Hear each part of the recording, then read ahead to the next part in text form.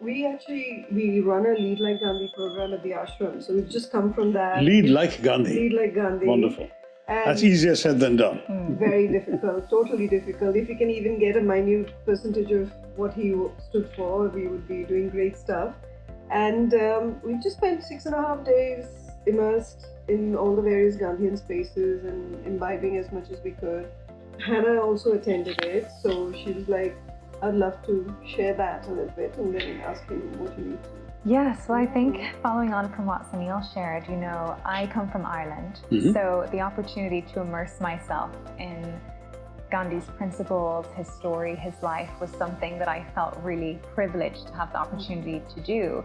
But taking that one step further and considering, the world is in such a unstable place in many senses, but a lot of young people are keen to open their hearts and open their minds to how they can build and co-create building a better world.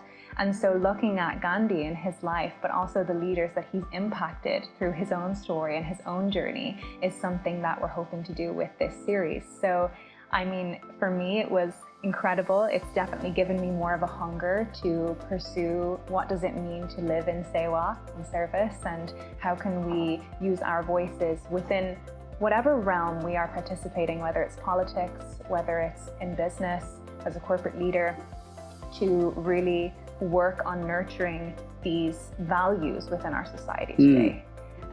But obviously I understand that you have been largely inspired by Gandhi.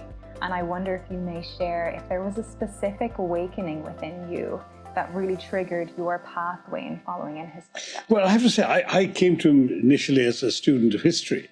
And I was fascinated by the entire freedom struggle and the entire involvement of Mahatma Gandhi with it. And then from there, I moved backwards to his earlier years in South Africa when he came of age with his ideas and tried them out there. And then, of course, following on to how he managed to take them on to his own tragic demise, but his continuing legacy thereafter. So it's been a long journey, as it were, intellectually from my student days studying history at school and onwards, all the way through to adult life, thinking about this, reflecting on it, writing it, and of course participating in lots of discussions with Gandhians around the world.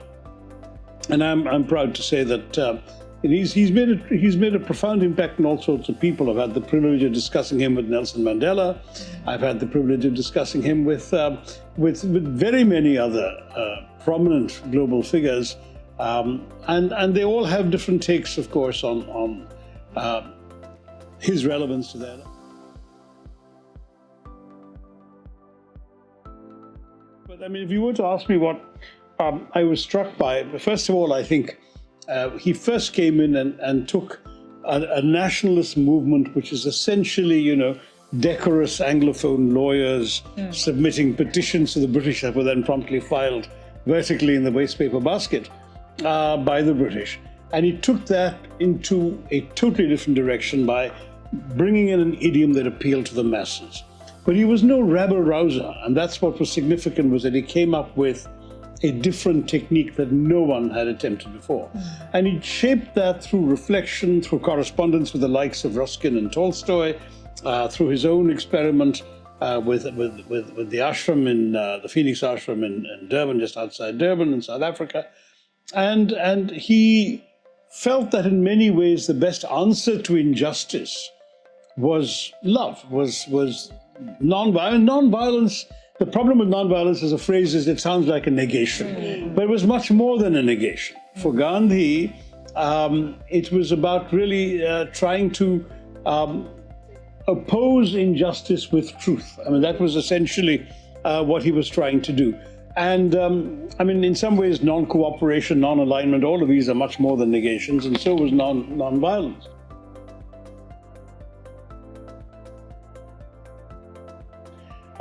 And I remember earlier he hated when he started in South Africa, some of the media dubbed it passive resistance. And he thought that was a terrible term because there's nothing passive about it. You've got to be actively committed to something bigger in order to do this. And so he actually did a little appeal to the public for a different term. He did it was in the newspapers and so on. And somebody came up with something that he then modified to the term satyagraha. Truth force, he translated it variously over the years, truth force, soul force, love force, but it was basically, the literal meaning is holding on to truth. And truth was his biggest motivator, and that was a profound thing, because no one had made such a political issue of it.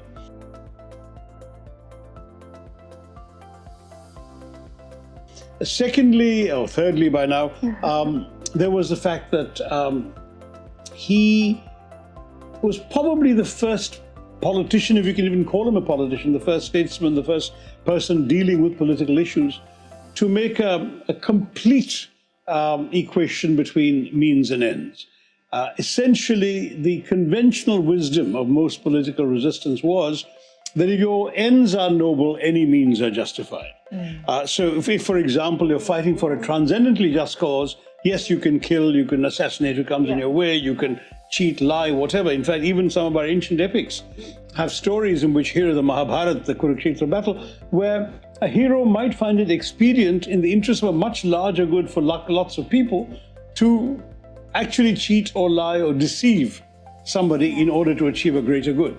Gandhiji said no. He said absolutely that all good ends are vitiated by ignoble means, and that essentially your means have to be worthy of your ends. I am fairly sure that I'm not aware of any political leader who said this before.